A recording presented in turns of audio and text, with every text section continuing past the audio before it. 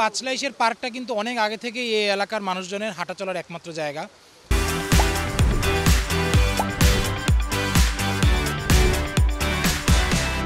তো পার্কটা রেনোভেশনের কারণে অনেক দিন বন্ধ ছিল।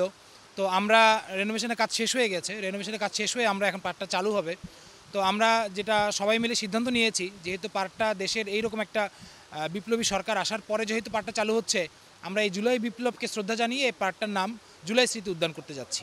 পার্কটা আসলে কোনো বাণিজ্যিক কোনো প্রতিষ্ঠানই থাকবে না, পার্কটা সম্পূর্ণরূপে উন্মুক্ত থাকবে এবং কোনো টিকিটও আমরা নির্ধারণ করি নাই।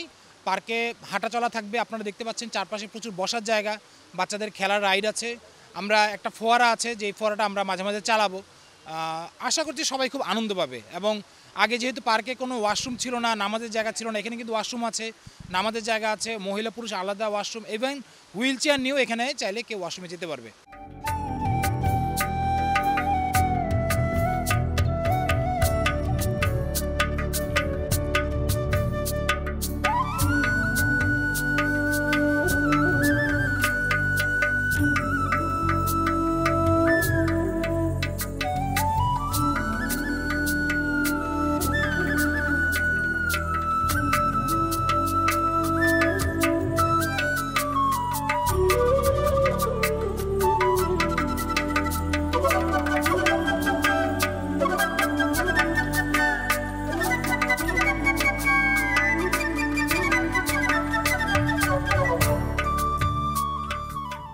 আমরা খুবই আনন্দিত, এর সাথে আমরা একটু উদ্বিগ্ন, কেন আশেপাশে যে পার্কগুলো আছে আমরা পার্কের পরিস্থিতি দেখে আমাদের যে সময়টুকু আমাদের নির্ধারিত সময় খোলা থাকার কথা সেই সময়টুকু খোলা রাখবে সব কর্তৃপক্ষ।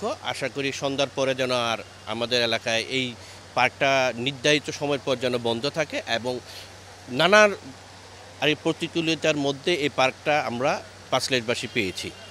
তো পাওয়ার পরে এই পার্কটা যেন এই সৌন্দর্য ধরে রাখতে পারে এই আশা রাখবো কর্তৃপক্ষের কাছে। আর এই পার্কের যে নিরাপত্তা এবং আমাদের এই পার্কের নিরাপত্তার সাথে আমাদের এলাকাবাসীরও নিরাপত্তা জড়িত আছে। এটা নির্ধারিত সময়ে মধ্যে উন্মুক্ত রাখলে আমাদের এলাকাবাসী উপকৃত হবে, কারণ ওই নির্দিষ্ট সময়ের অতিক্রম হলে কোনো ডিজে বা সাউন্ড সিস্টেম এলাকাবাসী বিঘ্ন সৃষ্টি হতে পারে। আমরা কর্তৃপক্ষকে অনুরোধ জানাচ্ছি এই বিষয়ে।